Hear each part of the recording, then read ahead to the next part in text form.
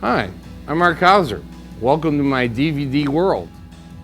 I'm going to tell you the story on how I started photography all the way from the beginning. When I was growing up, my father was the amateur photographer, and he gave me an old beat-up Browning Hawkeye. I went to camp with it, took pictures of everybody in the camp. They had a contest in camp, who could take the best picture. I took a picture of my camp counselor. His name was Buck. He was kind of like scraping off the boot of his cowboy boot. And we hung them all up at the end of the year, the camp year, and I won first prize. I never won first prize for anything. So I said, this might be something I'm good at. So I came back and started taking lots of pictures, sometimes 5 or 6 rolls a day. Processing, making prints, processing, making prints. Then I noticed that people would come up to me after I did a picture or two and said, hey, I'd like to buy one of those. Or, hey, I'd like you to do a picture of me like that. And that's when I decided that maybe photography was my career. What makes one of my images unique is the way I light it, the shape in it, the design, the way I frame it. My framing is very important. Always remember that in all my photographs, I never crop. All the edges and everything as you see exactly the way I saw it through the camera. The most important part of my photographs is I give everything I got to get everything I need. I take my heart and pull it out of my chest and hand it to the subject and say, I trust you, trust me now. It all started when I bought a little house on Willow Street. And I had this little teeny room. And in the room was a window. And I brought all my friends over there and I took a little bed sheet and sprayed it with spray paint and put that on the wall. And I figured this was my studio. I couldn't afford anything more. I started doing pictures of people. And I started noticing the light from the window. I really liked that light. And just trying to get people to work within the light and getting everything to happen all at once. Light, design, emotion, feeling, the frame. When you get all those rolled up into one, you get a great photograph. Photography is something that I do to make a living. And my art is what I do for myself. But what I try to do is get people to use me for my art and create great ideas and great things for a way to make a living.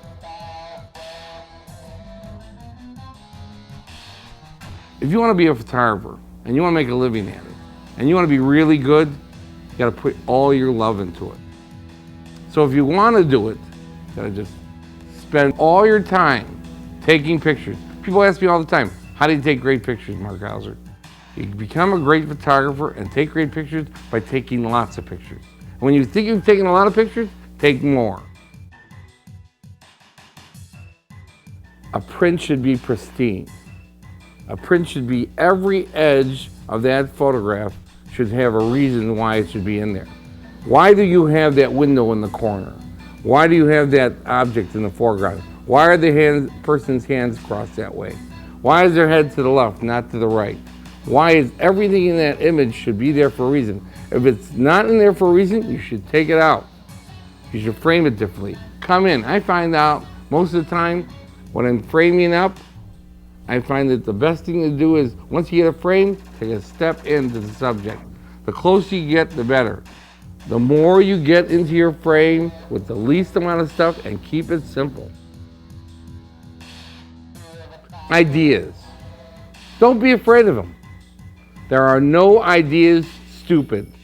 There's no such thing as stupid, because when you're stupid is when you learn. Like when you were a kid and you were walking down the street and you dropped something out of your pocket. You picked it up, it was broken. You learned that you can't drop things on the floor because they'll break. Well, when you're taking pictures and you do a photograph that doesn't work, it doesn't mean that you wasted the film. You now learn that that doesn't work. And you go into another thing and do another photograph and try that. And if that doesn't work, you try it again. And you try it over and over again until you get something that works for you. I have people that are around me that I bounce things off of. Say, hey, what do you think of this photograph? Hey, I try to show my pictures to as many people as possible and get their feedback. And then I go back and do more photographs until I get exactly what I'm looking for with a group of people around me that I'm, taste and judgment. You gotta use your taste and judgment. You gotta use your mind. You gotta use your ideas. Don't be afraid of your ideas. Don't be afraid.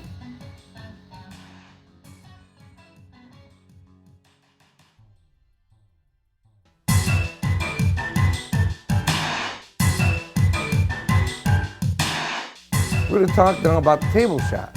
My favorite shot. You just need a softbox, a fill board, a background, and a table and a chair. It's simple. Last year I did 9,800 of these photos. They were very successful simply because when subjects walk in, they feel secure sitting at the table. They feel like they're at home. They sit down at the chair, they put their arms on the table, they look down at their hands, they look up at the camera. You just keep moving them back and forth around the table. It's a really comfortable situation. And that's what you want your subjects to be, comfortable. Here's an example of the photograph we're going to create for you today. It's a photograph of my friend Jovanka. She's a model, mother, but she's going to be wearing a beautiful classic outfit. Just black, just really simple. So all you need is a few components to do this photograph. We need a background, a cutter card, a softbox, a fill card, a camera, of course, a meter, and a table. We're now going to talk about table to background distance. I start around 4 feet because I find when you take the subject farther away from the background, you don't cast a shadow on the background. When you bring them close to the background, it casts a shadow from the main light. Also, I find that when you take the table and you pull it farther away, the farther you get the light and the table away from the background goes darker. Selecting the right background. Very important, because every photograph should have its own feeling and taste. With this photograph I'm doing of Jovanka here, I want something that's kind of subtle so she pops out and shows her sensuality. Something very simple and light, like the blue background we have here. I use big backgrounds, really big backgrounds, 12 feet wide by 28 feet long. The reason why? I buy a background so I have an extra piece from the front. I cut off 4 feet off the front of the background and put that on the table in front of the subject, right here. So then the tabletop and the background match. Well, in this one photograph of Jovanka, I decided not to do that. I decided to keep the background the way it was and put a piece of black velvet on the foreground to have that kind of like a different type of shading. Not only do I use big backgrounds, but I use big light sources. A big 4 foot by 4 foot square bank or an octabank. But make sure that you don't get that light spraying all over that background. So I use a cutter card, 4 foot by 8 foot, right in between the background and the light. Now when you bring the light in, bring it in slow and make sure that it doesn't get in your shot. But bring that light in as tight as you can without getting in the photograph. Then bring your camera in and take your shot. The distance between the camera and the light box. Simple. Get that light box as close to the camera as you can without getting in the picture. But depends on how you like your lighting. Do you want your lighting to be shadowy? Then put it away from the camera. If you want it to be open, bring the light in right towards your lens. Now make sure when you look through the camera that your light box isn't in the frame. Even though we're using pro photo lighting in my studio, I use Allen Chrome soft boxes, the 4 foot square box for 1 to 2 people, and the round one, 6 foot round, the octabank, for bigger groups. Or you can do something simple that you feel comfortable with. Get a sheet, 2 sheets of foam core. Tape them together, make them a wedge. Take 2 heads, put one on the lower bottom of the foam core, one on the top of the foam core. Put some shower curtain material in front of it. Roll that into the picture and you're ready to go. But make something that you feel comfortable with and that you're happy with. Fill boards. Well, I use a fill board that's 2 4 foot by 8 foot panels taped together. I bring it in as like a wedge and bring it into the subject. If I want the light to be open in the photograph, I bring it really close to the subject, right to the edge of that table. If I want it to be more shadowy, I bring the billboard back. That makes it darker. You have to choose which you feel comfortable with. Do you want things darker or lighter? Do you want a brighter photograph or darker photograph? It's your choice. I'm mostly known for black and white photographs. And that's why I chose on this series of photographs that I'm doing today to show you black and white. And I use a certain film selection. I use Tri-X on location and Ilford HP5 in the studio. The film is rated 400 ASA. But I, being Marc Hauser, have decided, hey, what the hell? I'm going to shoot it at 160. And then I bring it to the lab and process it normal.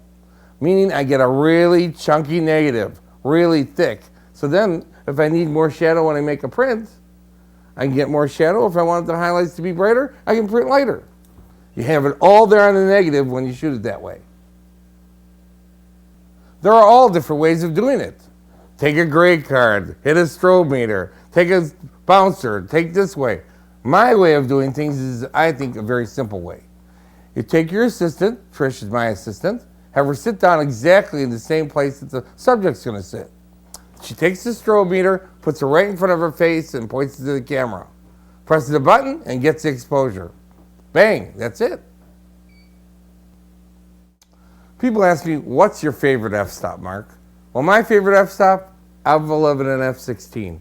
It gives you a lot of space and room for the subject to move around and get everything in focus. Also, when you get old like me, you need that room. Background exposure is very simple. Don't take the meter reading. Just take the picture, look at your Polaroid, and see what the background looks like. If the background is too dark, bring the table close to the background. If the background's too light, bring the table and pull it away. The farther you take that table away with the light, the darker the background. The closer, the lighter. Now try it.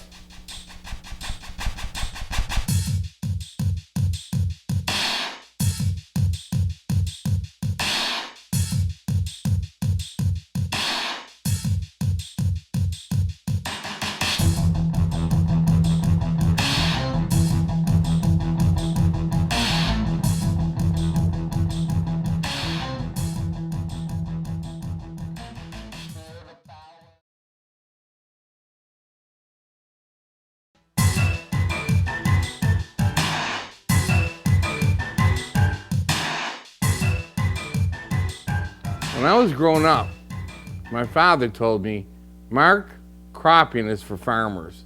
I started showing him my pictures. I said, look at this, Dad. Look at this great picture I did of this kid. And then I took it, I just cropped into his head. He says, Mark, he says, when you start cropping, you start taking away the quality. You start taking away the way you really saw it.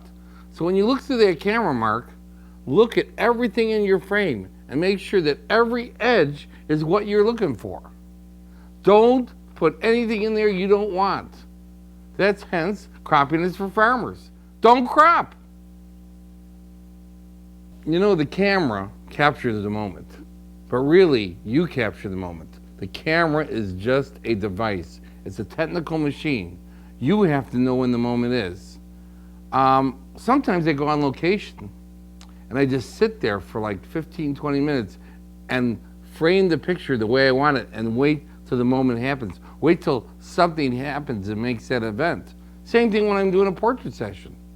I set the person up and I sit them down. Sometimes they say, hey, let's take a break. So we all take a break and suddenly, for some reason, the subject just relaxes. I turn around, I see the shot, I turn, bring in the frame, shoot the picture. It's good.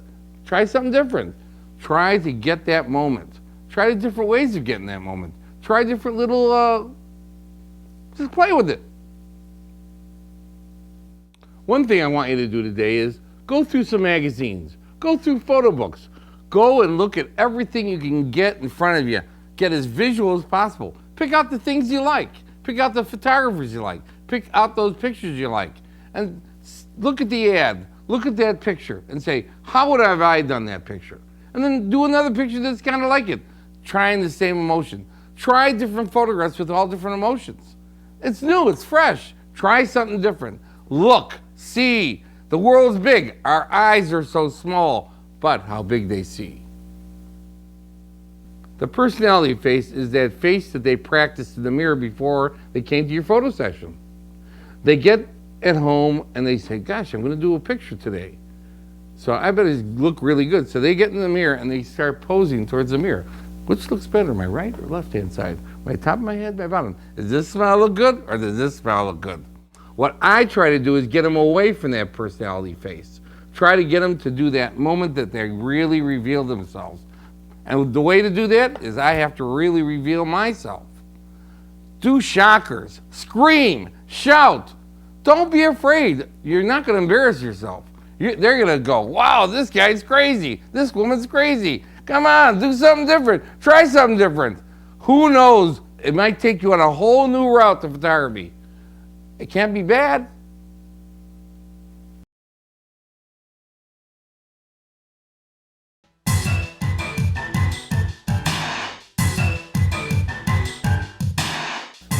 Well, you know, sometimes you can't get what you want on that tight shot. You got to get the whole body in. And that's why I go for the full length shot, where I'll get the feet in there, the knees, the whole body.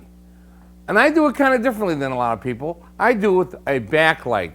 And I use the little beauty light to light the background. That's a lot different than most people. It really has a nice little highlight on the corner that attracts your eye to the corner and kills the shadow from the main light for the background.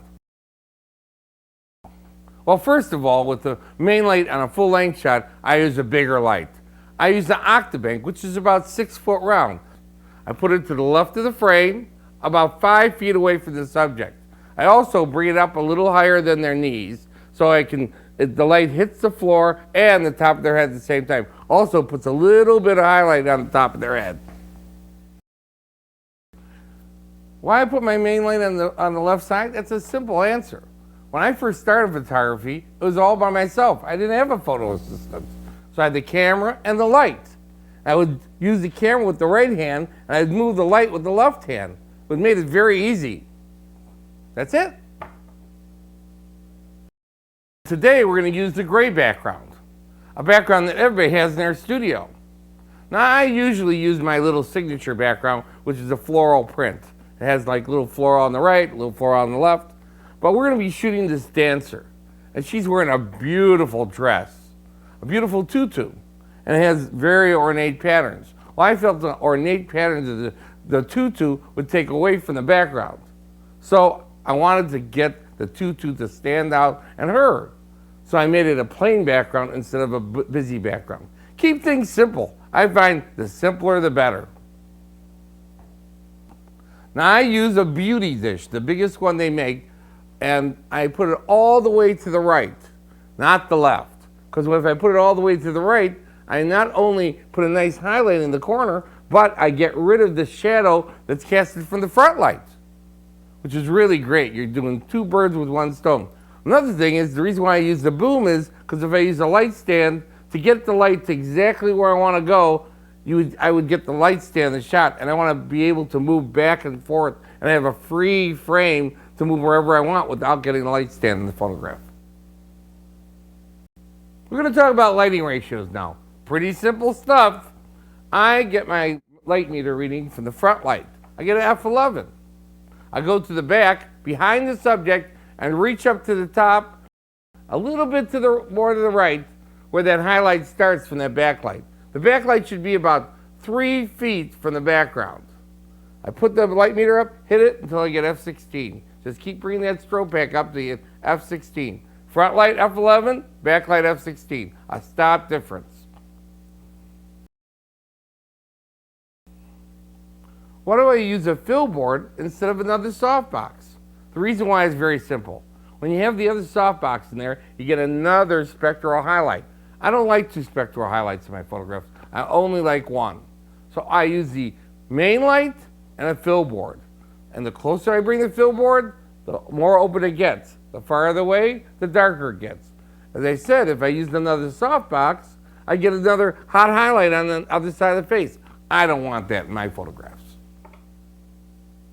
The cutter card is really important, even on a solid background shot. You're using a big light source, and you need that cutter card to slice it down a little bit. so the light doesn't hit all over the background, just part of the background. So use that cutter card and align it right with the subject, and it'll be right in the right place, about 3 feet from the light, 2 feet from the subject, and you're right on. We're talking lens selection now, and that's really important. On this video, all the pictures are taken with the 110mm lens on the Mamiya. The reason why? I like the roundness of the lens, the sharpness, but mainly because most photographers use the 150mm to 200mm lens, which compacts things. I like things more round, so I use the shorter lenses so I can get in tight and get the roundness subject, get more detail. You're also close to the subject to be able to work with them. You know, quality strobe gear is a must. I use ProPhoto and the Pocket Wizard, which is a really good combination. Number one is because you can move your camera wherever you want in the room. You don't have to worry about tripping over cords. You don't have to worry about where the sync box is, where the cord is in your way. Also, when you use the strobe meter, you just bring the strobe meter right into the frame. You don't have to worry about taking it out of the camera and hook it up to the meter. So trying to get components to work together really well, this is the way to do it. I just showed you all my tricks for the full-length shot. Now it's your turn to pull out your bag of tricks. So try something new, try something different. Try something you've never tried before. Use that head, use that brain. That's your biggest tool.